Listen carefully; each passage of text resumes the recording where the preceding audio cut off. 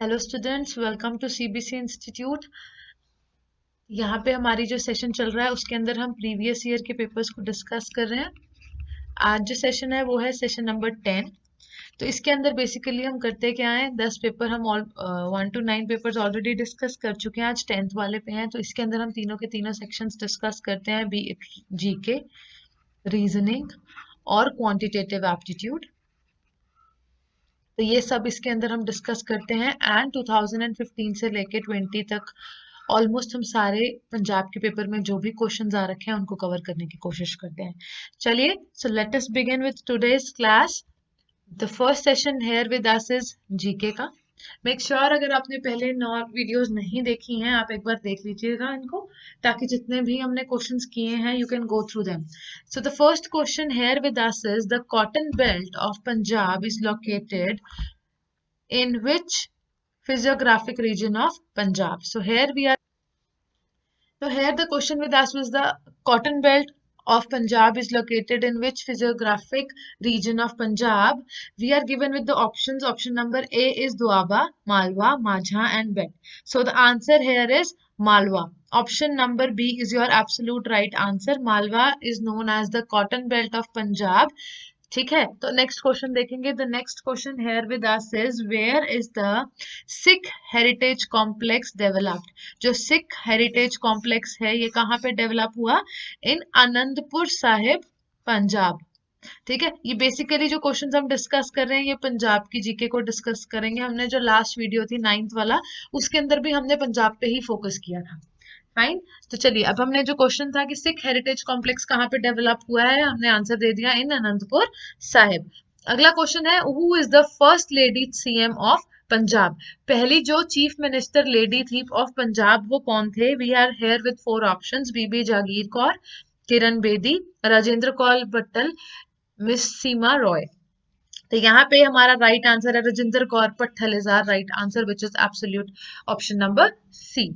अगला क्वेश्चन देखेंगे अभी हम। Fourth question here with us is according to 2011 census what is the literacy rate of Punjab? Punjab के literacy rate की बात करेंगे, is it 75.8%, 73%, 76.7%, or option number D here with us is 83.6%. So the answer here is option number A, which is 75.8%.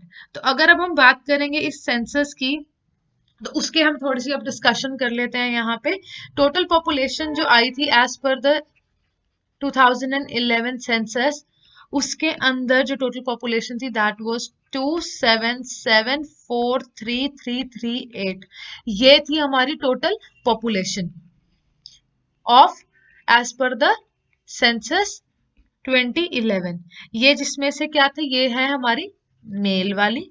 अभी हम आगे बात करते हैं, ये जो हमारे पास 14639,465 ये जो हमारे पास है पॉपुलेशन, ये है मेल के लिए। और अब जो एक और फिगर है 13,103,873, ये क्या थी फिगर हमारे पास? ये थी for females. This was the total population, this was for male and this is for female population. इसके अंदर अब हमें क्या है, यहाँ पे हमें ये फिगर्स याद करनी बहुत इंपॉर्टेंट रहेंगी, ठीक है, ताकि हमें थोड़ा सा बेस क्लियर रहे, क्योंकि ऐसे क्वेश्चन पेपर में एक दो बार देखे गए हैं सेंसस से रिलेटेड। तो अगर हम यहाँ पे इसकी पॉपुलेशन याद कर सकते हैं तो ये सबसे ईजिएस्ट रहेगा। और उसके बाद और कुछ इंफॉर्मेशन मैं आपको प्रोवाइड कर देती हूँ, वो ये है कि 88% हाउसेस थे, 88.88% of houses are owned while 8.77% are rented. ये अगर हम हाउस वाले एरिया की बात करेंगे तो ये ओन्ड हाउसेस हैं जो खुद के हैं, और जो रेंट पे हैं वो 8.77 है। ऐसे ही हमें और भी इंफॉर्मेशन गिवन है, हमें जो याद करनी पड़ेगी, if you can go through them. But अभी के लिए क्या है, पंजाब का जो एक न्यू सेंसस है that is census 2021, it has already been released. तो इसकी अब इंफॉर्मेशन जो है आपको उसको गो थ्रू करना पड़ेगा। फाइन, अभी के लिए दिस वाज 2011 का सेंसस जिसके बेसिस पे क्वेश्चन आया हुआ था, ये 2019 का पेपर है शायद। एंड जो 2021 का अब जो सेंसस आ गया है, you have to go through that as well. अब हम अगला देखेंगे। वैसे मैं आपको जस्ट एक बेस क्लियर कर रही हूँ कि वन में अगर हम टोटल पॉपुलेशन की बात करेंगे तो that is near about 3.07 crore. ध्यान से बिल्कुल, अब तो जैसे ये पेपर हमारा 19 का था तो हमने इस पे फोकस किया, but for now you have to focus on this 2021। बाकी जितनी फिगर्स ये हैं, if you can learn them और if you can remember them तो वो इजी रहेगा। अब अगला क्वेश्चन हम देखेंगे। अगला क्वेश्चन है जो who was the first governor of Punjab. Punjab के यहाँ पे फर्स्ट गवर्नर की बात की है मिस्टर चंदूलाल त्रिवेदी, बंसीलाल, गोपीचंद या फिर अमरिंदर सिंह। अब यहाँ पे हमें क्या पता चल रहा है कि ये जो ऑप्शन नंबर डी है this is not possibility, fine.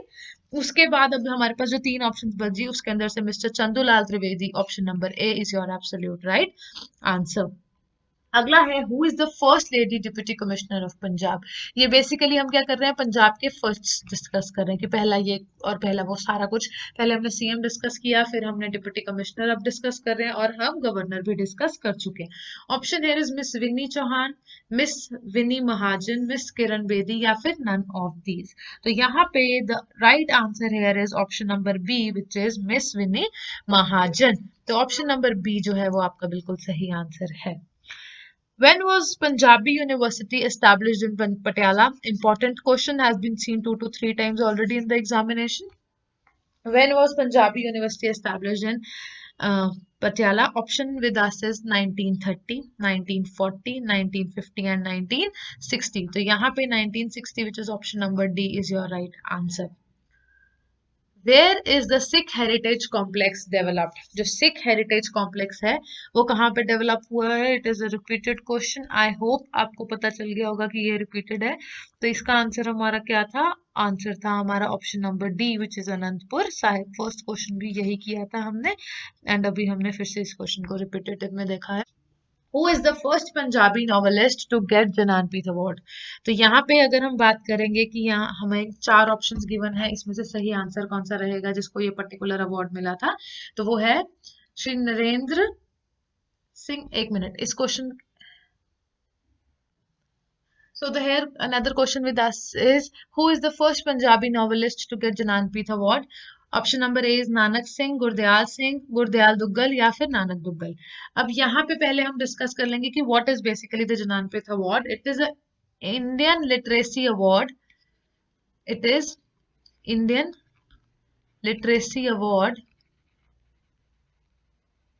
Presented annually means once in an year, ठीक है, by the Bharatiya Jnanpith to an author for their outstanding contribution towards literature. Basically ये literature से related है award. और इसके अंदर क्या है, हमें जो बहुत सारी लैंग्वेजेस होती हैं जिनको ये पर्टिकुलर अवार्ड जिनके लिए दिया जाता है, बट यहाँ पे हम बात कर रहे हैं पंजाबी की। तो पंजाबी नॉवेलिस्ट कौन है जिनको ये अवार्ड मिला था? तो आंसर है is Gurdayal Singh. Option number B is your right answer है। अगला है which district of Punjab is the most populous. तो इसका answer is a very common answer. ये बहुत सारी जगह पे हमेशा न्यूज में रहता है और अगर आपने अच्छे से पंजाब जीके की है तो आपको पता होगा द मोस्ट जिसकी सबसे ज्यादा सिटी की बात की जाती है पंजाब की वो है लुधियाना। तो ये मोस्ट पॉपुलस है जो वो सिटी है पंजाब की। चलिए अब देखेंगे अगला जो हमारा है, यहाँ पे रीजनिंग का सेशन शुरू हो रहा है। इसके अंदर अब क्या है, पहला ही क्वेश्चन जो है हमें गिवन है वो डाइस वाले चैप्टर का, क्यूब या डाइस वाले चैप्टर का। तो ये बहुत इंपॉर्टेंट है। ऑलमोस्ट ये नॉन वर्बल में देखा जाता है तो ऑलमोस्ट ये हर एग्जाम में एक बार आता ही आता है इस रिलेटेड। तो ये बहुत इजी है। अब हमें बताना है कि face opposite to the star. अब हमें यहाँ पे गिवन है @, यहाँ गिवन है स्टार, यहाँ गिवन है माइनस। बीट option number A, option number B, option number C, option number D. तो आपने जो पहला काम करना है वो आपने ये करना है कि आपको यहाँ चेक करना है कोई भी दो ऐसे क्यूब्स या कोई भी दो ऐसी डाइसेस उठानी है जिसके अंदर सिर्फ एक सिमिलैरिटी हो। जैसे यहाँ पे अब हमारे पास 2 सिमिलैरिटी हैं तो हम ये नहीं लेंगे, यहाँ पे भी यही 2 हैं, नहीं लेंगे। यहाँ पे @ था चलता, बट यहाँ पे स्टार और स्टार है तो हम इसको नहीं कंसिडर कर सकते। अगला लेंगे @ यहाँ नहीं है, स्टार यहाँ है, माइनस यहाँ नहीं है। तो अब हम क्या कर रहे हैं, हम ए को और सी को इन दोनों को ले रहे हैं। अब हम यहाँ क्या करेंगे, हमने जो कॉमन लिया वो कॉमन है ये स्टार। यहाँ पे दोनों में स्टार कॉमन है। अब हमें क्लॉकवाइज चलना है यहाँ से, फाइन। तो यहाँ पे अगर हम ए की बात करेंगे तो पहला स्टार है, स्टार के जो अगला है वो है माइनस, माइनस के जो अगला अगर हम जाएंगे तो वो क्या है @ It is a pattern in which you have to solve this question. उसके बाद C की बात करेंगे तो स्टार के बाद अगला है एडिशन, और एडिशन के बाद जो है वो है डॉलर साइन. हमने ये ड्रॉ कर दिया. Now you need to understand कि एक जो डाइस है उसके 6 फेजेस रहेंगे. जब उसके 6 फेजेस रहेंगे तो 6 चीजें दिखेंगी हमें. अगर हम नॉर्मल डाइस की बात करेंगे तो उसमें 1 2 3 4 5 एंड 6 रहेंगे. बट यहाँ पे we are having a dice, but वहां पे कहीं पे @ है, कहीं पे सब्ट्रैक्शन है, कहीं पे स्टार है, कहीं पे एडिशन है, कहीं पे 8 है. तो अब हमें यहाँ पे करना क्या है, बेसिकली हमें पहले उन 6 की 6 चीजों को देखना है वो है क्या. तो I am drawing them here. @ Subtraction, star, addition, dollar sign and 8, ये चीजें हैं. अब जब मैंने यहाँ पे ये ड्रॉ किया टेबल ए और सी से रिलेटेड, तो मैंने क्या देखा इधर कि यहाँ पे ये स्टार 2 बार रिपीटेड था. तो इट्स अप टू यू कि आपको कौन सा स्टार काटना है. मैं ऊपर वाला स्टार काट के ना अब चेक करूंगी. माइनस ये @ आ गया, हाँ जी, माइनस आ गया, स्टार आ गया, स्टार 2 बार आया था, एडिशन आ गया, ये आ गया, 8 रह गया. तो मैं कोई भी दोनों में से स्टार को एक को कट करके यहाँ पे 8 लिख दूंगी. तो that means now A is opposite to this. 8 is opposite to star and star is opposite to 8. Similarly, addition is opposite to subtraction and subtraction is opposite to addition. Similarly, @ is opposite to dollar sign and dollar sign is opposite to @. And here we had to answer कि star के opposite क्या होगा. तो star के opposite जो होगा वो होगा 8. 8 here is your right answer completely. Fine. बहुत इजी है. इट्स जस्ट दैट आपको बेस क्लियर रहना चाहिए. अगला क्वेश्चन देखेंगे कि Ram is the father of Kusha. तो we'll draw Kusha here. Ram जो है वो कौन है, फादर ऑफ कुशा. फादर पता है तो हम मेल के लिए जो साइन यूज करेंगे वो है ये, फीमेल के लिए जो साइन यूज करेंगे वो है ये. तो जो राम है वो फादर है कुशा के लिए, तो मैंने यहाँ पे एडिशन का साइन लगा दिया बिकॉज उन्होंने फादर बताया. But Kusha is not his son, मतलब कुशा उनका बेटा नहीं है, तो कुशा उनकी क्या हुई, बेटी हुई. माला इज द डॉटर ऑफ कुशा. माला जो है वो कौन है, daughter of Kusha. Shalaka is the spouse of Ram. Shalakha जो है is the spouse of Ram. तो मतलब शलाखा ऑब्वियसली अगर ये मेल है और स्पाउस है तो दूसरा फीमेल ही होगा ना, वाइफ होगा. अगर एक हस्बैंड है तो स्पाउस का मतलब होता है हस्बैंड एंड वाइफ. तो इफ वी नो कि अगर राम जो है हस्बैंड है तो जो शलाखा है वो क्या होगा, वाइफ ही होगी obviously. Gopal is the brother of Kusha. Gopal जो है वो कौन है, brother of Kusha. Hari is the son of Gopal. Hari जो है वो गोपाल का बेटा है. तो एडिशन का साइन फिर से. Meena is the spouse of Gopal. Spouse again means husband wife. अगर गोपाल हस्बैंड है तो मीना क्या हुई, वाइफ हुई. Ganpat is the father of Meena. Ganpat जो है वो मेल होगा क्योंकि ही is the father of Meena. Who is the granddaughter of Ram? Now this is a question for which we have been solving these 4 statements. अब पूछ रहे हैं कि ग्रैंड डॉटर कौन है राम की. हम देखेंगे राम कहाँ है, और ग्रैंड डॉटर मीन्स ये तो उनसे एक पहली जनरेशन आ जाएगी जो वो कौन सी होगी, वो होगी बच्चों की. पर आगे बात कर रहे हैं ग्रैंड वाले रिश्तों की, तो वो एक छोड़ के आता है. यहाँ पे ग्रैंड डॉटर हमें दिख रहा है कि माला है, और यहाँ पे ग्रैंड सन हमें दिख रहा है कि कौन है, यहाँ पे हरी है. तो उन्होंने हमारे से ग्रैंड डॉटर पूछा है, और हमें पता है माइनस का साइन जो होता है वो फीमेल के लिए होता है, तो वो ग्रैंड डॉटर होगा. तो it is Mala which is option number 2 है. अगला क्वेश्चन देखेंगे अब हम. So the next question here given to us is pointing to a gentleman, Dinesh said. तो जिसके आगे भी said लिखा होता है हम सबसे पहले make it a rule आप उसको ड्रॉ करें. दिनेश ने कहा कि अब his only brother is the father of my daughter's father. Just letting you know एक तरीका ऐसे क्वेश्चंस करने का, pointing to a gentleman, pointing to a photograph का, कि क्या करिएगा, पहले देखिएगा कि कह कौन रहा है. दिनेश कह रहा है तो हमने दिनेश बना देना है. उसके बाद जो भी सेट वाला बंदा होगा आपने वो बना लिया. फिर find the word my. My word ढूंढिए. माय वर्ड ढूंढा, उसके आगे का रिश्ता ड्रॉ कर दीजिए. क्या है, my father's, my daughter's father, मेरी बेटी का फादर. वापस से दिनेश पे ही आ गई बात. उसके पिछला रिलेशन देखिए फादर, मतलब अब दिनेश के हमें फादर ड्रॉ करने हैं.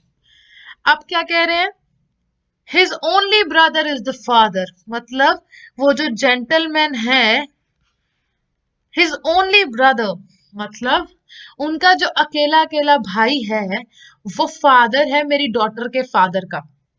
तो how is the gentleman related to Dinesh, gentleman लिखा है, that means he is a positive sign, male है, तो वो जो जेंटलमैन है he is the uncle of Dinesh. Uncle means option number 1. अगला है arrange the following words in a meaningful order. ऐसे क्वेश्चंस यूजुअली देखे जाते हैं. इसके अंदर अब हमें बताना है कि डेथ गिवन है, मैरिज गिवन है, एजुकेशन गिवन है, बर्थ गिवन है और फ्यूनरल गिवन है. अब हमें इनको रो वाइज सेट करना है कि पहले क्या चीज होती है. ऑब्वियसली डेथ, हर चीज का एक एंड होता है. तो यहाँ पे 1 2 3 4 एंड 5 हमें ब्लैंक्स गिवन है. तो जो डेथ है विच इज ऑप्शन नंबर 1, ये हमें पता है ये आखिरी स्टेप होता है हर किसी की जिंदगी का. Marriage is a central thing. Education, obviously जब तक बच्चा एक पैदा नहीं हो जाएगा तो हम कैसे उसकी एजुकेशन कर सकते हैं. तो दैट मीन्स पहले क्या आएगा, बर्थ. तो ऑप्शन नंबर जो आपका 1 रहेगा वहां पे आएगा आपका बर्थ. अगली चीज क्या होगी, एजुकेशन. उसके अगली चीज जो होगी वो आपकी होगी मैरिज. मैरिज के बाद होगी आपकी death which is a last thing. And उसके बाद फ्यूनरल होता है आफ्टर डेथ. फाइन. तो यहाँ पे जो हमारा सेटलमेंट रहेगा वो रहेगा 43215 which is option number D. Fine.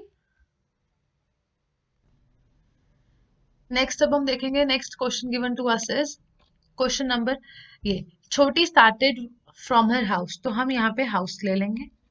जब हमें कोई भी इंफॉर्मेशन नहीं है कि वो कौन सी डायरेक्शन में जा रहे हैं, जैसे यहाँ पे लिखा छोटी started from her house goes 4 kilometre. अब वी डोंट नो कि वो कौन सी डायरेक्शन में गए, क्या गिवन. तो जब भी ऐसा होगा तो वी विल टेक नॉर्थ. ठीक है, नॉर्थ में वो 4 किलोमीटर गई. और उसके बाद in the east, just to let you know, ये कंपास होता है. इधर हमारा नॉर्थ, नॉर्थ के ऑपोजिट साउथ डायरेक्शन होता है. इधर वेस्ट होता है और वेस्ट के ऑपोजिट हमारा ईस्ट डायरेक्शन रहता है. तो वो कह रहे हैं कि अब वो यहाँ से ईस्ट डायरेक्शन में हुई. इन द ईस्ट देन, ये क्वेश्चन या तो यहाँ तक कंप्लीट नहीं है, हमें आगे यहाँ तक क्वेश्चन पढ़ना है. छोटी started from her house goes 4 kilometre in the east. तो हमें यहाँ पे इंफॉर्मेशन गिवन है, ये हाउस है, वो 4 किलोमीटर टिल द ईस्ट गई यहाँ पे. उसके बाद then she turns to her right and goes 3 kilometre. वो राइट टर्न करके 3 किलोमीटर गई. What is the minimum distance she has covered to come back. देखो, वो पहले 4 किलोमीटर चली, अब 3 किलोमीटर चली. वो कह रहे हैं अब उसको इस पॉइंट से वापस अपने घर जाना है. तो डिस्टेंस बताइए. अगर तो उन्होंने सिंपल डिस्टेंस पूछा होता हमारे से तो हम आंसर करते 3 + 4 which is 7 kilometre. But here they have asked us minimum distance. तो मिनिमम के लिए I am letting you know one thing. आपको क्या करना है, मिनिमम जब भी ये वर्ड आ जाएगा तो आपको यहाँ पे पाइथागोरस थ्योरम लगानी है. Now what is Pythagoras theorem. Pythagoras theorem हमारा जो होता है उसके अंदर होता है हाइपोटेन्यूज का square is equal to base का स्क्वायर प्लस हाइट का स्क्वायर. फाइन. यहाँ पे आ जाएगा इज इक्वल टू बेस का स्क्वायर प्लस हाइट का square. So further now we know the hypotenuse here is this area that we have to find. This is the shortest distance. This one is the base. So we'll write 4 ka square plus this is the height. We'll take 3 का square is equal to, we'll take this as x. तो is equal to x का square. तो हमने ये वाला formula Pythagoras theorem यहाँ पे लगा दिया. तो 4 4s are is 16, 3 3s are is 9 is equal to x square. 16 + 9 is 25 is equal to x square. ये x square इधर आके अंडर रूट हो जाएगा. Now this is equal to 5 which is equal to x. मतलब the shortest distance from where he is now till his house is x which is 5. But if we have to talk about the normal distance then it has to be 7. If it is about minimum then it has to be 5 kilometers. Next question here is, this is the model figure and these are the answers figure. यहाँ पे this one is the embedded figure thing. ये भी usually ये non verbal का part है और ये भी यूजुअली आपको एसएससी या बैंक में दिखे, ये एसएससी या पंजाब के एग्जाम्स में दिखेगा ही दिखेगा. ना embedded means somewhere hidden thing. हमें ये बताना है ये जो मॉडल फिगर है ये हिडन है. ये इन चारों में से A B C and D में से ये वाली फिगर किसके अंदर क्या है, छुपी हुई है. हम देखेंगे इसके अंदर हमें नहीं दिख रहा कि ये वाली फिगर है. तो we'll cross it out, again we'll cross it out, again we'll cross it out. But अगर आप ये ध्यान से देखोगे डी वाले को तो आपको एग्जैक्टली यही की यही फिगर दिख जाएगी. हेयर बेसिकली आपको क्या करना है, you have to concentrate and once you do it the answer is in front of you. So here the answer is option number D. Next is count the number of squares in the given figure. So there are few formulas with the help of which you can find it out. But if you will be counting like 1, 2, 3, 4, 5, 6, 7, 8, 9, 10, 11, 12, 13, 14, 15, 16, तो यहाँ पे उसके बाद एक बड़ा square भी बन रहा है, उसके बाद ये स्क्वायर है, ये स्क्वायर है, वो नहीं पॉसिबल हो पाएगा आपके लिए फाइंड आउट करना. तो here what we will do is, this is the row and this is the column. We'll write the numbers 1, 2, 3 and 4. Here we'll write 1, 2 and 3 and 4. So right now I'll be explaining you कि अगर हमें कभी भी आ जाएगा number of squares find करना है तो हम उसको किस तरीके से करेंगे.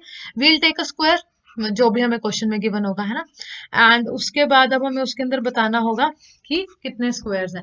हम पहले रो मार्क कर लेंगे, रो को नंबर दे देंगे, फिर हम कॉलम को नंबर दे देंगे.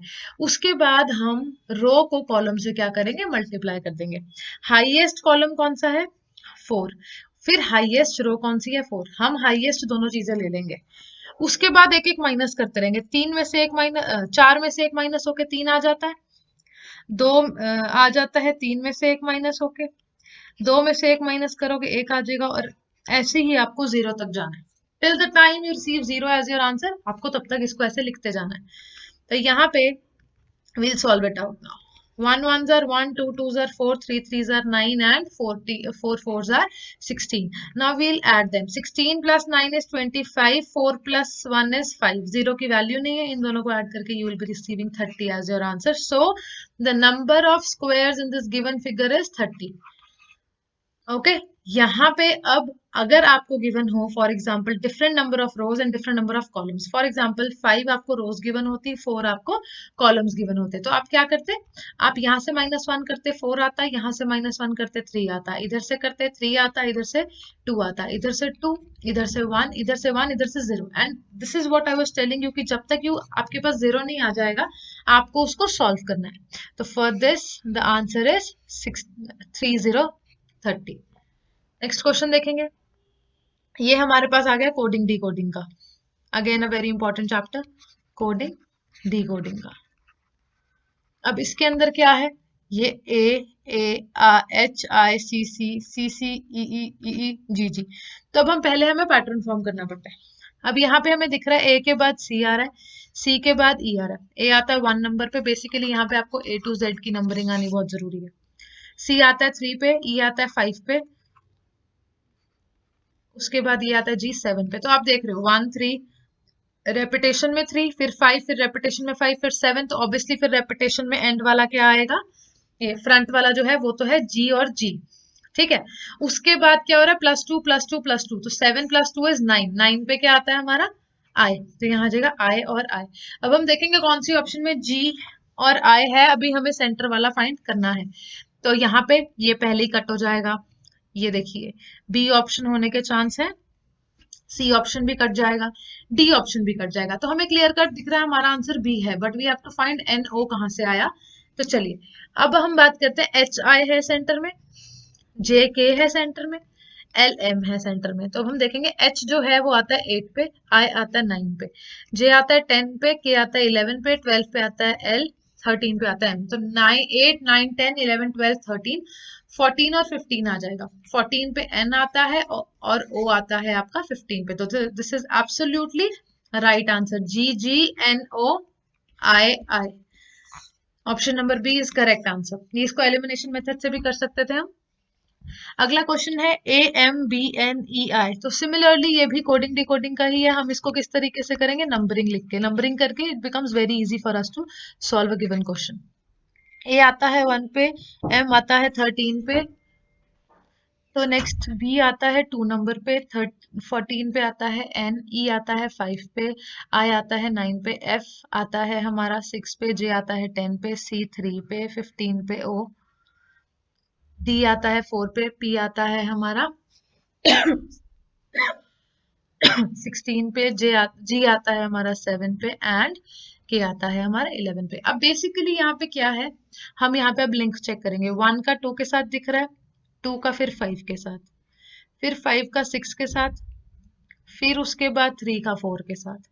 तो ये ऐसा सिस्टम चल रहा है कि एक एक ऐड हो रहा है, बट द पॉइंट इज यहाँ पे 1 का 2 बन गया, फिर 2 का 5 बन गया, फिर 5 का 6 था वो तो नॉर्मल हो गया, फिर 6 का फिर से 3 बन गया, और फिर 4 बन गया. अब ये बेसिकली हो क्या रहा है हम वो चेक करेंगे. देखिए 1 2, 5 और 6 का कॉम्बिनेशन है, 1 और 2 का कॉम्बिनेशन है, 3 और 4 का कॉम्बिनेशन है, तो ऑब्वियसली 7 और 8 का कॉम्बिनेशन होगा। फर्स्ट ऑफ ऑल पेयरिंग है यहाँ। 13 और 14 का है, 9 और 10 का है, 15 और 16 का है, 11 और 12 का।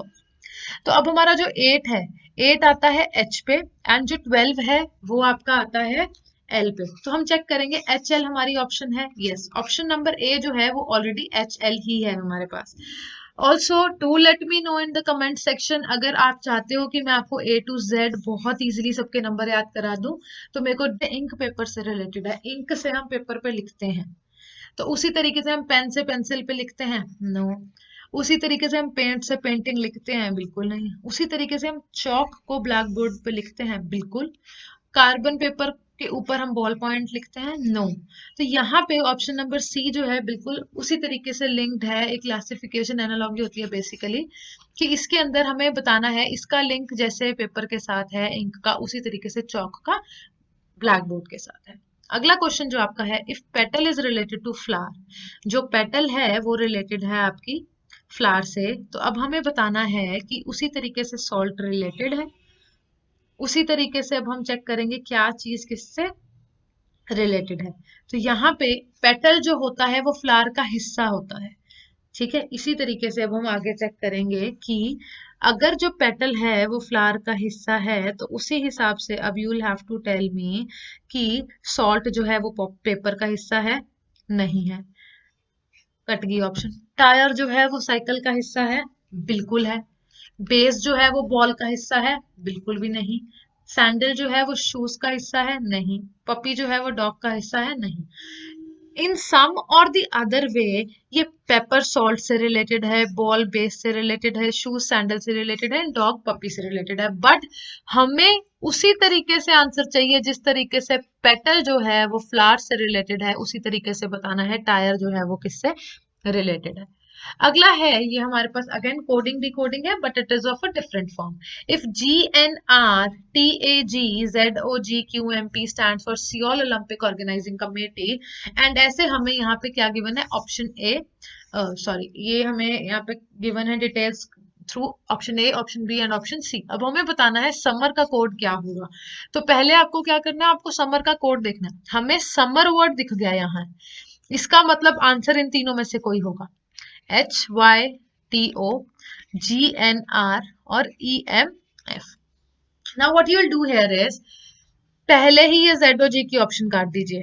I will be letting you know this question दो तरीके से। पहला तरीका है ये, जब आपको हाइपो, GNR और EMF गिवन है, तो आप यहाँ क्या करोगे, आपको देखोगे ऑप्शन में तो ये ZOG तो हमारे पास है नहीं, तो विल कट इट आउट।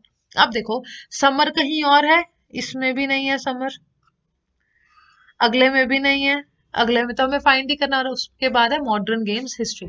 अब हमें जब समर नहीं दिखा तो अब हम ओलंपिक ढूंढेंगे। ओलंपिक कहाँ है? ओलंपिक फर्स्ट वाले में है। This is Olympic, this is Olympic. अब हम इनकी कोडिंग में देखेंगे, HYTO आ रहा है, GNR आ रहा है कि EMF आ रहा है? तो GNR आ रहा है। GNR का मतलब क्या हो जाएगा फिर? ओलंपिक्स, बिकॉज दोनों क्या है, सिमिलर है। उसके बाद गेम्स देखेंगे, गेम्स आ रहा है हमारा सी वाले में। अब यहाँ पे अगर हमारा GNR हो गया, HYTO और EMF में से कुछ रह गया, तो यहाँ पे हम देखेंगे इस कोड में क्या है, इसमें HYTO है। इसका मतलब HYTO का क्या कोड है? गेम्स। हमें किसका चाहिए था? समर का। तो बट ऑब्वियसली समर किसका आ गया? EMF का। तो option number C is your absolute right answer है। एक और तरीका इसको क्वेश्चन को करने का क्या है, हमें यहाँ पे सारे वर्ड्स लेने हैं। पहले हम लेंगे GNR, फिर लेंगे TAG, फिर लेंगे ZOG, फिर लेंगे QMP।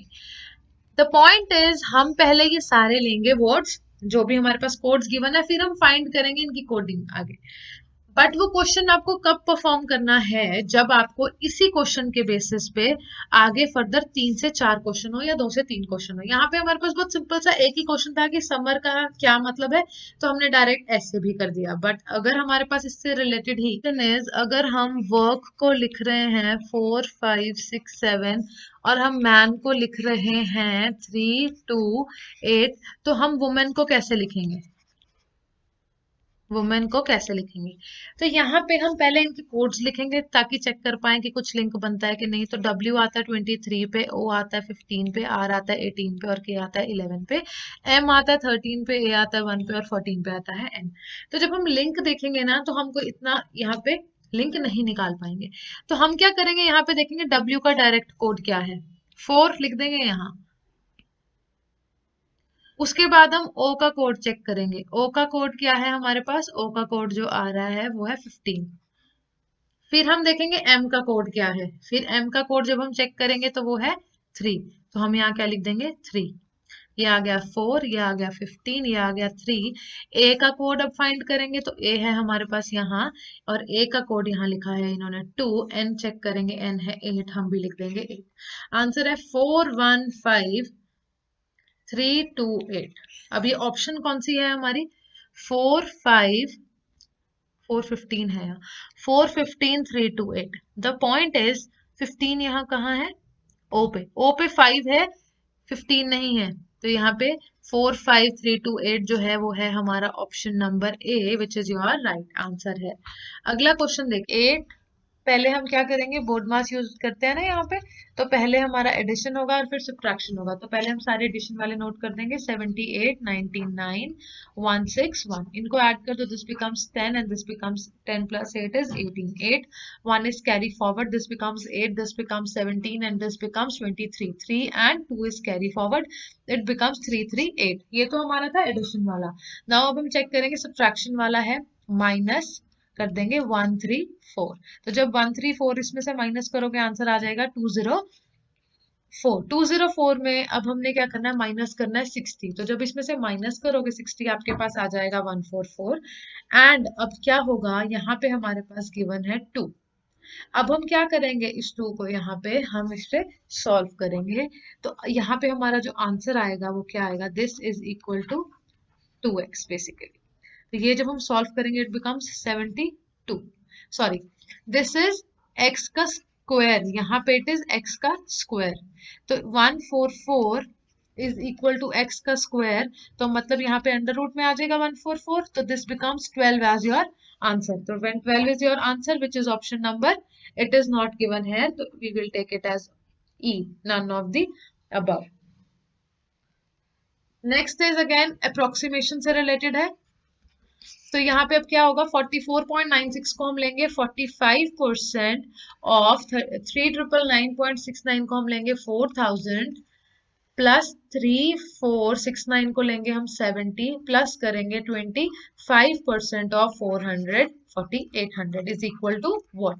अब हमें इसको सॉल्व करना है। तो 45% का 100 लगा देंगे, ऑफ का multiplication into 4000 plus 3470 is equal to 25% का 100 इंटू 4800। अब हमने इसको बेसिकली यहाँ पे सॉल्व करना है। तो यहाँ पे जो 2 जीरो है वो 2 जीरो से कट जाएंगे। तो 45 इंटू 40 विल बिकम 1800, यहाँ पे लिख रही हूँ मैं 1800 प्लस 3470। और उसके बाद है यहाँ पे 25 4 जार 100 एंड 4 1200 जार 4800। तो यहाँ आ जाएगा 1200। उसके बाद अब यहाँ पे 1800 प्लस 1200 इज 3000। 3000 में 3470 को ऐड करेंगे, इट बिकम 6470। 6470 जो है वो है ऑप्शन नंबर हमारी, ऑप्शन नंबर सी, 6470। अगला जो है वो है एजेस से related question. The present age of Vishal and Shekhar are in the ratio 14:7। तो विशाल और शेखर की प्रेजेंट एजेस हैं 14:17। 6 years from now, मतलब 6 साल के बाद आज से इनकी जो रेशियोज होंगी वो हो जाएंगी 17:20। तो जो अभी रेशियो इनकी 14x है, इसके अंदर ये आज एज है किसकी, विशाल की, और ये आज एज है शेखर की।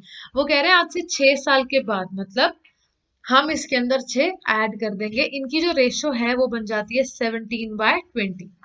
अब हमें क्या करना है, इसको बेसिकली हमें सॉल्व करना है। तो इसको सॉल्व जब हम करेंगे तो कैसे, 20 चला जाएगा उधर, 14x प्लस 6 ब्रैकेट में will be equal to 17, 17x plus 6 bracket में। तो जब आप करोगे 20 इंटू 14 आपका आ जाएगा 280 x plus 6 into 20 is 120 will be equal to 17 into 17 आपका आ जाएगा 289x प्लस जब आप करोगे 17 into 6 तो आपका आंसर आ जाएगा 102। अब यहाँ पे बेसिकली क्या है, हम यहाँ पे x की वैल्यू इधर ले आएंगे 289x minus 280x equal to 120 minus 102। तो यहाँ पे आ जाएगा 18 आपका आंसर, यहाँ आ जाएगा 9x। तो 9 2 क्या होता है 18, तो x की वैल्यू आ गई 2। अब हमें बताना है व्हाट इज शेखर्स प्रेजेंट एज। तो यहाँ पे प्रेजेंट एज ऑफ शेखर हमें 17x गिवन थी, 17x फाइन। 17 इंटू x की वैल्यू कितनी है हमारे पास 2, 17 into 2 is 34 years which is your option number 3, 34 years is the right answer। अगला जो क्वेश्चन है वो है पार्टनरशिप से रिलेटेड।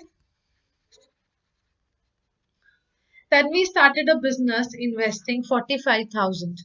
तो यहाँ पे पहले तो हम देखते हैं कि लोग कितने हैं हमारे पास। यहाँ पे तन्वी है एंड हमारे पास अनीशा है, तन्वी एंड अनीशा। तो बेसिक में एक बार आपको इसका बता देती हूँ क्या होता है पार्टनरशिप वाले चैप्टर का। पार्टनरशिप में प्रॉफिट जो होता है is always equal to the capital invested into the time for which it has been invested. तो यहाँ पे गिवन है हमें, so now we have to see the capital invested जो थी तन्वी की वो थी 45,000। उसके बाद Anisha after 8 months Anisha joined her with a capital of 52,000। 8 महीने के बाद इसने ज्वाइन किया था। The point now is at the end of the year. Eight the end of the year मतलब कितने हो गए, 12 महीने होते हैं। 12 महीने में से 8 महीने के बाद अनीशा ने ज्वाइन किया था। इसका मतलब अनीशा ने 12 में से 8 महीने तो उसने ज्वाइन ही नहीं किया, तो उसने जो ज्वाइन किया वो था 4 months के लिए। तन्वी ने जो ज्वाइन किया है वो किया है एग्जैक्टली 12 months के लिए। Now here the point is हमें इनकी रेशियो निकालनी है यहाँ पे इसको सॉल्व करके। तो हम यहाँ क्या करेंगे, 3 0 से 3 0 को कट कर देंगे, 4 को यहाँ पे हम 3 से कट कर देंगे। उसके बाद हम करेंगे 45 इंटू, जब हम करेंगे इसको 3 तो हमारे पास आ जाएगा 135। उसके बाद 52 को जब हम करेंगे इंटू 1 ही रह जाएगा ये। उसके बाद हम देखेंगे ये किसी के टेबल पे जाता है। तो अब यहाँ पे अगर हम इसको ऐसे ही रख देते हैं तो अब हमें बताना है at the end of the year total profit was 56165। और अब हमें बताना है अनीशा का प्रॉफिट कितना होगा। तो अनीशा का जो प्रॉफिट है वो है 52। और यहाँ पे ये जो 56165 है ये हमें टोटल वैल्यू गिवन है अनीशा और तन्वी के प्रॉफिट की। तो यहाँ पे ये इन दोनों का जब हम टोटल करेंगे ये आ जाएगा 187। अब हमें बेसिकली यहाँ क्या करना है, इसको सॉल्व करना है हमें कि हमारा आंसर क्या आएगा यहाँ पे, तभी हमें पता चलेगा। 187 को जब आप इससे करोगे तो आपका जो आंसर आना चाहिए वो कुछ आएगा हमारे पास। इसको जब हम सॉल्व करेंगे तो अनीशा का हमें बताना था। तो जब हम इसको यहाँ पे सॉल्व करेंगे कुछ हमारा जो आंसर आएगा, जब हम इससे इसको करेंगे 3 पे जाएगा ये 300 समथिंग आ जाएगा। और जब हम 300 को 52 से करेंगे तो वो हमारा 15600 में आंसर आएगा अप्रोक्सीमेटली। अब यहाँ पे हमें दिख रहा है कि कोई भी आंसर नहीं है जो 15,000 के करीब का हो, तो नन ऑफ दीज क्या है आपका राइट आंसर है। अगला चेक करेंगे, Rajni purchased a mobile and a refrigerator. उसने एक मोबाइल खरीदा है और उसने एक रेफ्रिजरेटर खरीदा है। फॉर 12,000 ये लिया उसने 12,000 के लिए और ये उसने लिया है 10,000 के लिए। अभी क्या है, she sold the refrigerator at a loss of 12%। अब उसने इसको 12% के लॉस पे बेच दिया। इसका मतलब इसकी 100 वैल्यू नहीं, 12% माइनस करेंगे 100 में से, इसने इसको इतनी वैल्यू पे बेचा है। और यहाँ पे हमारे पास आ जाएगा एंड मोबाइल फोन उसने 8% के प्रॉफिट पे बेचा। 8% के प्रॉफिट पे मतलब 100 में 8 जोड़ देंगे, 108/100। अब हमें बताना है उसका टोटल ओवरऑल जो प्रॉफिट हुआ है या लॉस हुआ है वो कितना है। अब जब हम यहाँ पे सॉल्व करेंगे इसको तो यहाँ पे हमारे जो 2 जीरो हैं वो 2 जीरो से कट जाएंगे और 88 को जब हम 12 से मल्टीप्लाई करेंगे तो आंसर आएगा 10560। और यहाँ पे हमारा आंसर आएगा 2 जीरो से 2 जीरो कटने के बाद 10800। नाउ द पॉइंट इज उसने जो दोनों प्रोडक्ट्स खरीदे हैं वो उसने खरीदे हैं 12,000 प्लस 10,000 के। आंसर कितना है 22,000। पर जब उसने बेचे हैं तो उसने बेचे हैं 10560 के, 10800 के। अब हमें बताना है 10800 और साथ में 10560 60 का टोटल कितना बनता है 21360। अभी जब हम इनका डिफरेंस देखेंगे तो ये हमें क्लियर कट दिख रहा है कि यहाँ पे जो हमारा डिफरेंस आया है वो आया है हमारा, लेट मी चेक, 6031, 21,000, यहाँ पे हमारा आ गया 22,000। अब यहाँ पे हमें दिख रहा है कि जो हमारा यहाँ पे 800 का प्रॉफिट हुआ था एक तो, और यहाँ पे हमारा जो लॉस हुआ था वो हमारा हुआ था 1440 का। तो यहाँ पे जब हम इसको कट करेंगे तो यहाँ पे हमारे पास आंसर आ जाएगा 640, और यहाँ पे भी हमारा आंसर आ रहा है 640 का लॉस, जो कि ऑप्शन में नहीं है, तो हमारा आ जाएगा नन ऑफ दीज। फाइन, अगला चेक करेंगे question. A dealer allowed a discount of 25% on the marked price of, ये था हमारा मार्क्ड प्राइस, इसके ऊपर उसने 25% का डिस्काउंट दिया, मतलब 75% वैल्यू उसने निकाली इसकी, जो थी 9000। 9000 उसने सेलिंग प्राइस रखा, 12000 उसने मार्क्ड प्राइस रखा, and incurred a loss of 10%, मतलब ये जो सेलिंग प्राइस है ना, इस पे उसको लॉस हुआ 10% का। अब वो बताना है what discount should he allow. पहले हम यहाँ पे इसकी कॉस्ट प्राइस निकाल लेंगे, तो कॉस्ट प्राइस आ जाएगी हमारे पास 100,000, 3 0 और 2 0।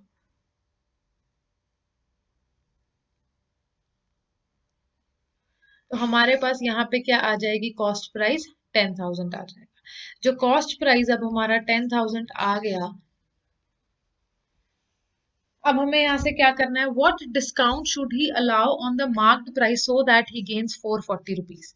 अब देखिए वो गेन करना चाहिए उसको 440, तो ये उसका कॉस्ट प्राइस है, इसके अंदर हम 440 ऐड करेंगे तो ये बन जाएगा 10440। उसको कहते हैं सेलिंग प्राइस ये रखना चाहिए। तो अब ये बताओ, अगर उसका सेलिंग प्राइस ये है तो मार्क्ड प्राइस वो कितना कितना डिस्काउंट देगा मार्क प्राइस पे, ताकि उसको ये हो वैल्यू 440 का गेन हो।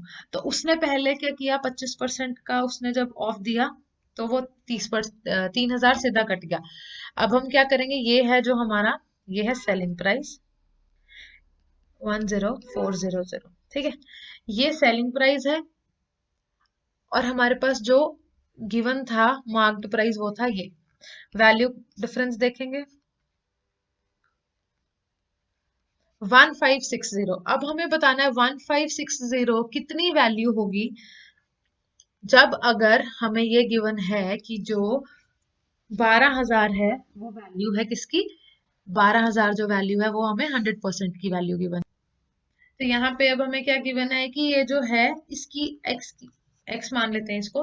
तो पहली बात तो आपको ये पता है कि जो 12,000 है, यहाँ पे भी हमने वही लिया था, 12,000 जो है वो 100 की वैल्यू है। तो हमने बताया था 75 की वैल्यू बता दो। 75 इधर क्यों लिया था, क्योंकि 25% जो था वो डिस्काउंट हो रहा था। अब हमें नहीं पता कितना डिस्काउंट हो रहा है कि हमारा आंसर 1560 आए। अब हम इसको यहाँ पे सॉल्व कर देंगे। तो ये जाएगा हमारा 4 के टेबल पे 40, ये जाएगा 520, 0 से 0 का क्या करेंगे, हम कैंसिल कर देंगे, और 513, तो यहाँ पे आ जाएगा 13। So 13% is your right answer. The value of 1560 will come up to 13%, which is option number 2। So option number 2 here is your right answer. Next question is a sum of 3 2, principal क्या है हमें given, 3200 becomes 3456 in 2 years। ये principal 1 है। यही वाला principal जो है वो 2 साल के बाद ये बन जाता है। टाइम कितना है, 2 years, at certain rate of interest. Simple interest की कोई यहाँ पे वैल्यू है, तो what is the rate per annum.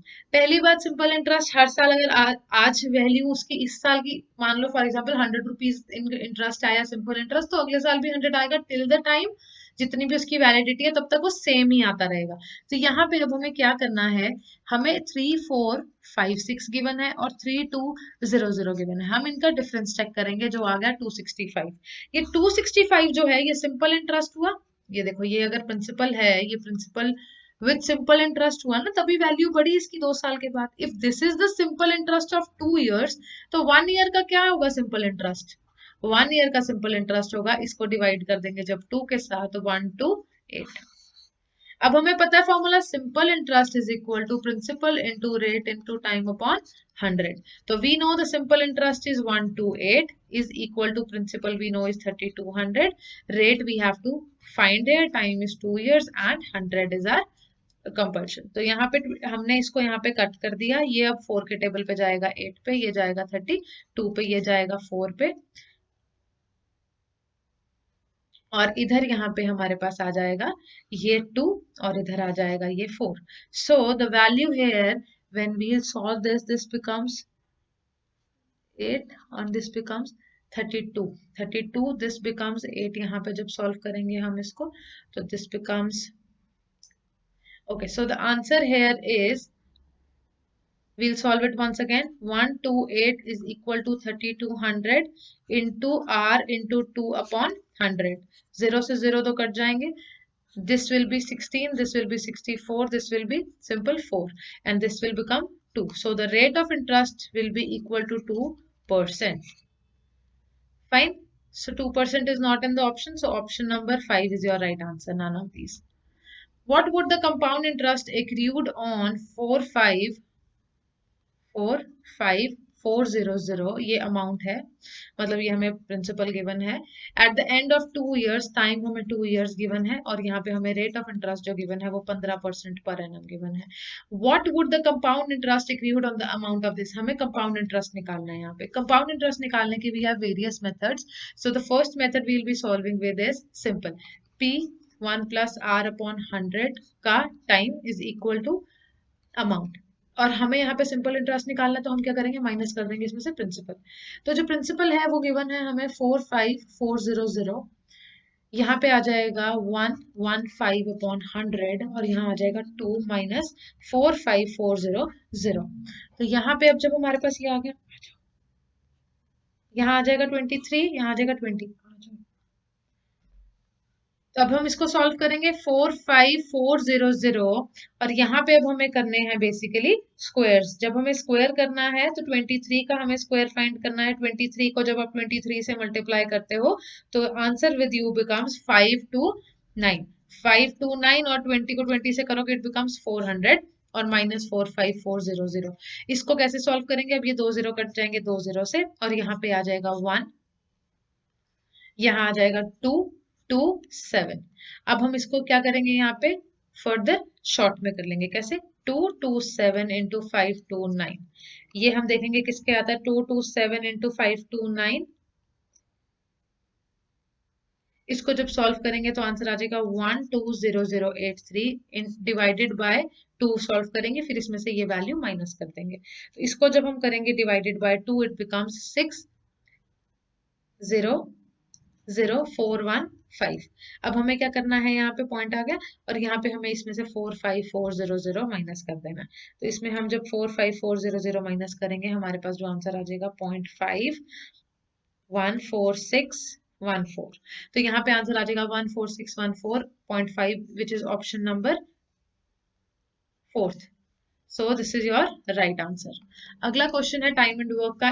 8 men can complete a piece of work in 20 days. देखिए, अगर 8 men यूनिट वर्क लेंगे, 20 दिन में काम खत्म करते हैं, तो हम यहाँ पे एक इंसान का, एक बंदे का निकाल लेते हैं. 8 मैन इतने में कर रहे हैं तो 1 मैन कितने में करेगा, 20 इंटू 8.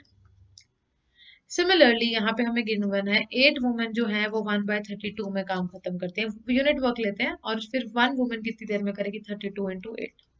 यहाँ तक जब आपने फॉर्म कर लिया, अब हम आगे क्वेश्चन पढ़ेंगे कि in how many days 5 men. ये एक मैन का निकाल लिया तो इसको 5 से मल्टीप्लाई कर देंगे, 5 men का आ जाएगा. यहाँ पे एक वुमेन का निकाल लिया था, इसको 8 से मल्टीप्लाई करेंगे, 8 वुमेन का आ जाएगा. वो कह रहे हैं जब ये मिलके काम करेंगे, ये इतने मैन और इतने वुमेन, तो ये कितने दिन में काम खत्म कर लेंगे. तो हम जब इसको सॉल्व करेंगे, यहाँ आ जाएगा हमारा 4. 8 इंटू 4 बिकम्स 32, तो 1/32 प्लस 8 8 कैंसिल हो जाएगा, 1/32. एलसीएम ले लेंगे, यहाँ 32 इधर आ जाएगा 2, ये आ जाएगा 1/16. अगर यूनिट वर्क 1/16 है तो वो पूरा काम कितने दिन में खत्म करेंगे, 16 days. Speed of jeep and speed of tractor. तो यहाँ पे